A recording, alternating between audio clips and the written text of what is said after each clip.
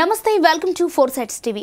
హైదరాబాద్ లో ఫిబ్రవరి 26 నుంచి జరగనున్న ప్రో కబడ్డీ లీగ్ 10వ సీజన్ ప్లే ఆఫ్స్ లో తలపడేందుకు లీగ్ దశలో అగ్రస్థానంలో నిలిచిన 6 జట్లు సిద్ధమయ్యాయి.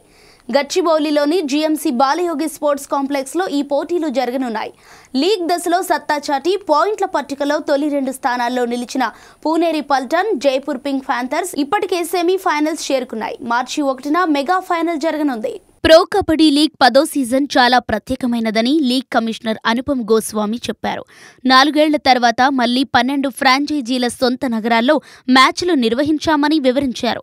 లీగ్ మ్యాచ్ల ప్రత్యక్ష ప్రసారం, ఓటీటీలో ప్రసారాలకు ఆదరణ భారీగా పెరిగిందన్నారు. పీకేఎల్ 10వ సీజన్ సరికొత్త ప్రమాణాలను నిర్దేశిస్తుందని నమ్మకంగా ఉన్నామని అన్నారు. లీగ్ దశలో 100% ప్రదర్శన చేశామని, ప్లే ఆఫ్స్లో కూడా దీన్ని కొనసాగించి ట్రోఫీ నెగ్గుతామని season table topper Puneri Paltan captain Aslam Inamdar చెప్పాడు.